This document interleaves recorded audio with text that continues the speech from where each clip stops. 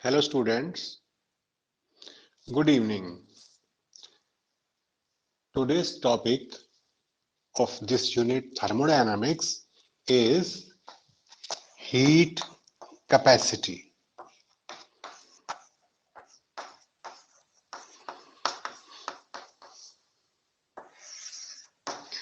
What is heat capacity?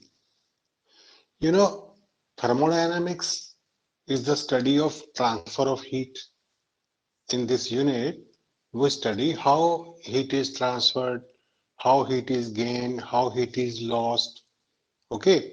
Now, if we are supplying heat to a system, how would we will know that that system has gained heat has been transferred to the system? That is done in terms of heat capacity C. Different systems have different heat capacities. Okay, and amount of heat which is required to increase temperature of a system by some temperature is proportional to heat supply. Heat supplied to a system, you can say, is proportional to increase in its temperature. For example, if we are supplying more heat, if system is gaining more heat, its temperature will increase more and vice versa. Okay? Increase in temperature is proportional to heat supplied, heat transfer. And to remove this constant of proportionality, we need some coefficient. And this coefficient is called heat capacity of a system. Okay. And magnitude of this heat capacity depends upon, first of all, amount of that system. If it is bigger in size, it is more in amount, it will have, it will require more heat. And if it is smaller in size, it will require less heat. Okay. Similarly, it depends upon the composition of system. Means it is made up of what things? Its composition. Then nature. It is solid or liquid or gas. What kind of system it is?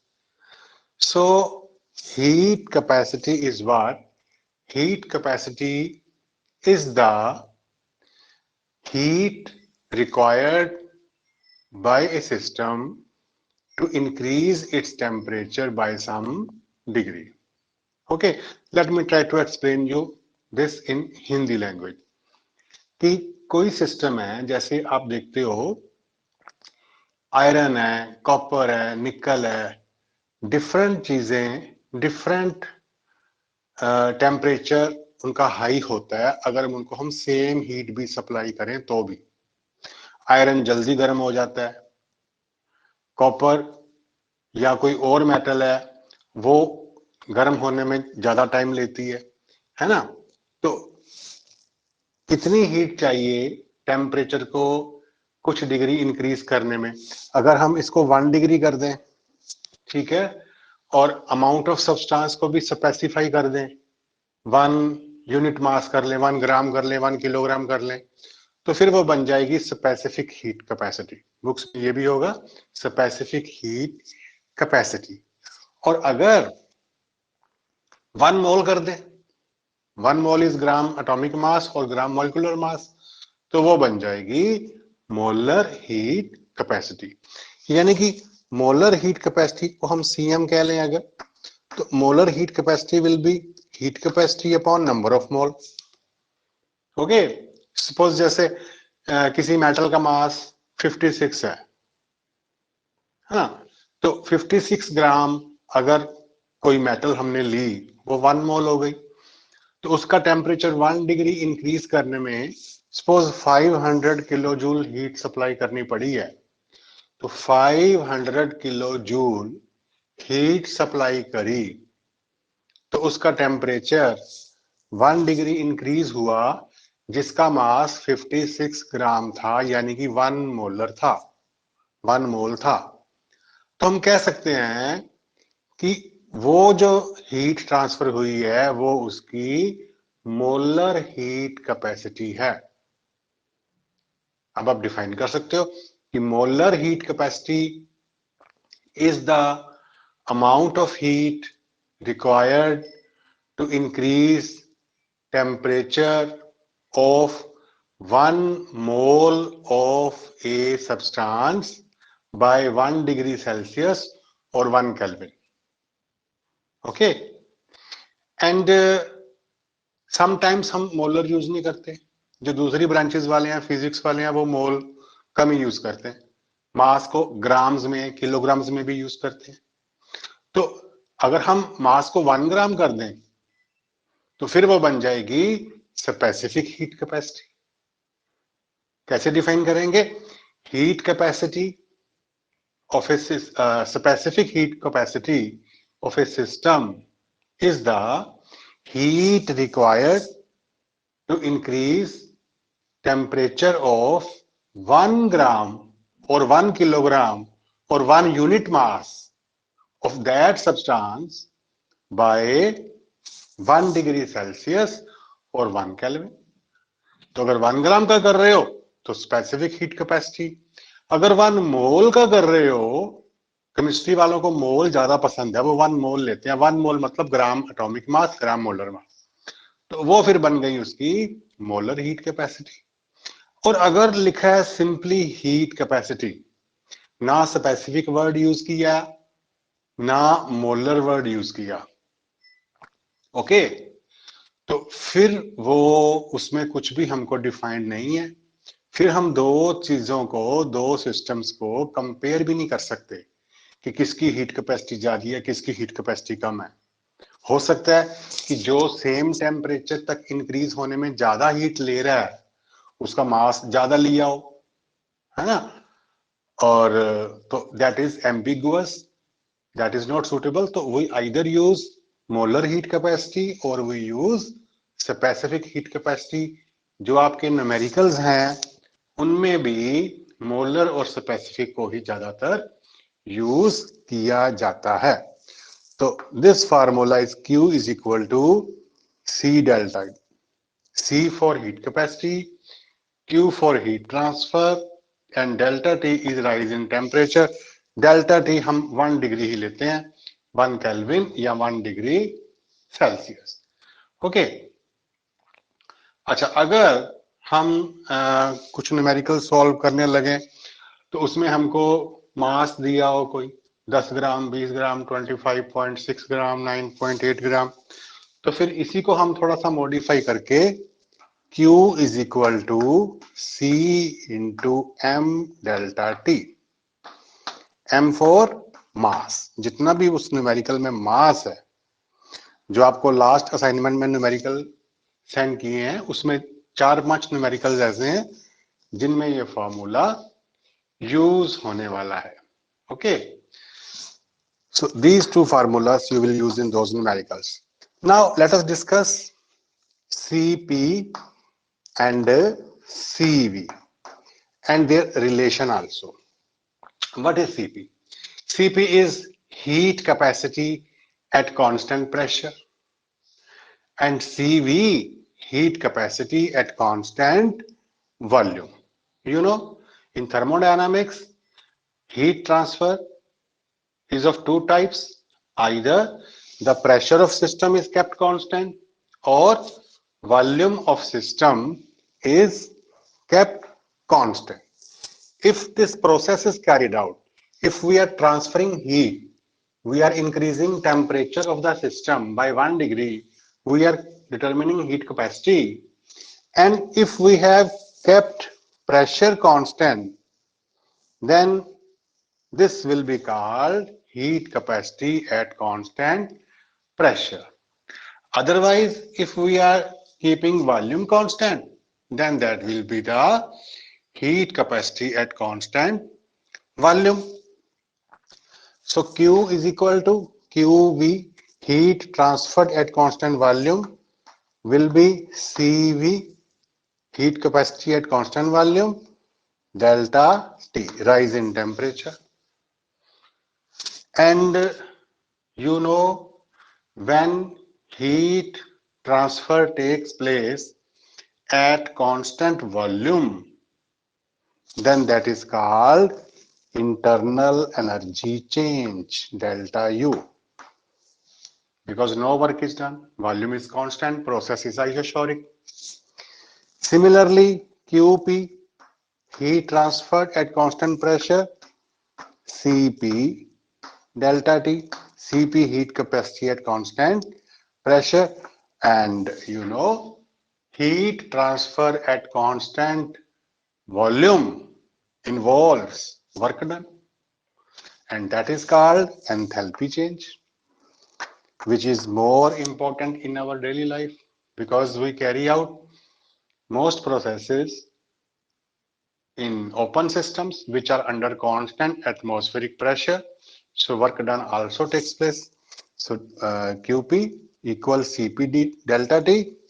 QP को हम delta H भी बोल सकते हैं. तो इतनी बात समझ में आ रही है, ठीक है. तो अब हम CP और CV के बीच में एक रिलेशन ड्राइव करने की कोशिश करते हैं. We know delta H equals delta U plus P delta V. First law of thermodynamics, mathematical form of first law of thermodynamics. So we can write it like this. P delta V को हम delta PV कह सकते हैं. And according to ideal gas equation, PV is equal to nRT. P delta V is equal to delta nRT. And if n is 1 mole, delta PV को आप delta RT लिख सकते हो. Okay, so for 1 mole of gas, PV is equal to, sorry, P delta PV is equal to delta RT लिखा जा सकता है. ठीक है, use it here. It will become delta H equals delta U plus delta R T. ठीक है, T for temperature. जितनी भी हम हीट कैपेसिटी की मेजरमेंट्स करते हैं. अच्छा, एक चीज और, डेल्टा को हम आर और टी के सेंटर में कर लेते हैं. क्यों किया? क्योंकि आर इज ए कांस्टेंट तो वेरिएबल नहीं है, उसमें तो कोई चेंज नहीं होगा. डेल्टा रिप्रेजेंट्स चेंज, है ना. तो चेंज क्या होएगा? टेम्परेचर. तो are delta T is better, are delta T. तो जब हम हीट कैपेसिटी मेजरमेंट करते हैं तो टेम्परेचर को 1 डिग्री सेल्सियस या 1 केल्विन चेंज करते हैं. तो delta T is equal to 1 ले ले, 1 डिग्री सेल्सियस और 1 केल्विन. ओके, तो this formula will become delta H is equal to delta U plus R, because delta T जो है वो हमने 1 पुट कर लिया. ठीक है, अब वेरी सिंपल, डेल्टा एच की वैल्यू ये Cp delta T, delta U की value Cp delta T put कर देते हैं. ठीक, तो Cp delta T is equal to Cv delta T plus R. Delta T cancelled out, Cv को rearrange कर दो तो you will get Cp minus Cv is equal to R. R is a constant. Okay, so this is the relation between heat capacity at constant pressure and heat capacity at constant volume. What heat capacity is? Heat capacity is the amount of heat which is required by a system to increase its temperature by 1 degree. Now, substance is how much? If it is 1 gram, then that is specific heat capacity. If it is 1 mole, then it is molar heat capacity. So these formulas are going to help you in solving numericals from assignment. थोड़ा बहुत modification करना पड़ेगा depending upon the conditions of numerical, वो हम problems discuss करेंगे doubt session में. Okay, now जब हम लैब में प्रैक्टिकली मेजरमेंट्स करते हैं तब हम ये काम कैसे करते हैं? क्योंकि दो चीजें हैं, कांस्टेंट प्रेशर, कांस्टेंट वॉल्यूम. जब कांस्टेंट वॉल्यूम पे काम करना है, डेल्टा यू कैलकुलेट करना है, मेजर करना है, सॉरी डिटरमिन करना है प्रैक्टिकली, तो उसके लिए स्पेशल टाइप का ऑपरेटर्स यूज करते हैं. डेल्टा यू मैंने energy change, heat transfer at constant volume. System का वॉल्यूम चेंज नहीं होना चाहिए, प्रोसेस को आइसोशोरिक रहना चाहिए, यानी जो पिस्टन है वो मूव ना करे, उसको फिक्स करना है. जब फिक्स कर देंगे तो ऑब्वियसली जब प्रोसेस होगा तो सिस्टम का प्रेशर चेंज करेगा. अगर प्रेशर बढ़ रहा है, बहुत ज्यादा ही बढ़ जाएगा, तो such a system is called bomb. Bomb is a system under constant volume. Okay, तो उस ऑपरेटर्स को बोलते हैं bomb calorimeter. Heat changes, heat transfers को मेजर करने की प्रोसेस को बोलते हैं कैलोरीमीट्री. जो इसके प्रैक्टिकल्स होते हैं उनको कैलोरीमीट्री बोलते हैं. कैलोरीमीट्रिक डिटर्मिनेशंस, कैलोरीमीट्रिक एक्सपेरिमेंट्स आपके प्रैक्टिकल में भी हैं, तो ये कैलोरीमीट्री का टॉपिक है. तो कैलोरीमीट्री में जब हम एनर्जी चेंज पता करते हैं, डेल्टा यू पता करते हैं, उसके लिए जो ऑपरेटर्स लिया जाता है वो स्पेसिफिक टाइप का लैब में अवेलेबल होता है. ऑपरेटर्स हमारी लैब में नहीं होता, हायर क्लासेस में होता है. उस ऑपरेटर्स को बोलते हैं बॉम्ब कैलोरीमीटर. स्टील का बना हुआ एक चैम्बर होता है, उसके अंदर एक और छोटा चैम्बर है जिसमें एक्चुअल प्रोसेस होएगी. बाहर वाले चैम्बर में वाटर ले लेते हैं, क्योंकि वाटर की हीट कैपेसिटी खूब होती है, वो हीट एब्जॉर्ब कर लेता है. ठीक है, देन उसमें थर्मोमीटर प्रोवाइड किया हुआ होता है to measure difference in temperature. Centre वाले बॉम्ब के अंदर इग्निशन स्पार्क के लिए अरेंजमेंट है, उसमें रिएक्शन करवाने का, प्रोसेस करवाने का सेटअप दिया होता है. आपकी एनसीईआरटी बुक के पेज नंबर 163, 164 पे और बाकी भी सभी बुक्स में वो डायग्राम बनी हुई है. ठीक है, आपको व्हाट्सएप ग्रुप में भी शेयर कर देंगे वो.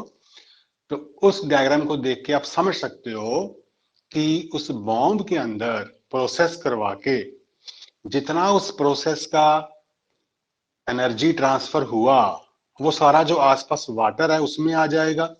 उस वाटर का टेम्परेचर राइज करेगा. ठीक है, तो उसको नोट कर लेंगे, वो डेल्टा टी आ जाएगा. इनिशियल टेम्परेचर जब प्रोसेस शुरू किया, फाइनल टेम्परेचर जब प्रोसेस कंप्लीट हो गया, डिफरेंस डेल्टा टी आ गया. उस डेल्टा टी को फिल करके और हीट कैपेसिटी को फिल करके हम पता कर सकते हैं, या क्यू भी हीट सप्लाई कितनी की है, अगर ये पता है तो हीट कैपेसिटी पता कर सकते हैं एट कांस्टेंट वॉल्यूम. तो वो बॉम्ब कैलोरीमीटर के एक दो न्यूमेरिकल्स हैं, वो भी हमको करने हैं. ठीक है, और वो डायग्राम आप खुद बना सकते हो, आपको समझ आ गई होगी. ठीक, now heat capacity at constant pressure, ये कैसे मेजर करते हैं? ये मेजर करना इज नथिंग डिफिकल्ट. कोई भी सिस्टम लो, कोई भी, तो कोई भी से मतलब लैब में हम कोई कप टाइप प्लास्टिक का कप होता है, उसको बोलते हैं कप क्लोरीमीटर. या शादियों में जब आप कॉफी पीते हो, वो व्हाइट व्हाइट कलर का पॉलीयूरिथीन का कप होता है जो बाहर से गर्म नहीं होता, क्योंकि वो एक तरह का आइसोलेटेड सिस्टम टाइप ही बन जाता है. तो वैसा ही एक कप होता है, उसके ऊपर एक लिड क्लोजली टाइटली पैक कर सकते हैं, उसके अंदर एक थर्मामीटर इंसर्ट कर देते हैं और उसमें भी वाटर और जो प्रोसेस करवानी है वो करवाते हैं। थर्मामीटर से टेम्परेचर का डिफरेंस डेल्टा टी मिल जाएगा और जो उसमें प्रोसेस हुआ उसका हम हीट कैपेसिटी ऐसे यही फार्मूला लगा के कैलकुलेट कर सकते हैं। तो वो है कप कैलोरीमीटर। सीपी के लिए कप कैलोरीमीटर, सीवी के लिए बॉम्ब कैलोरीमीटर। फार्मूलाज आपको समझ आ ही गए। तो ये था हमारा आज का टॉपिक हीट कैपेसिटी।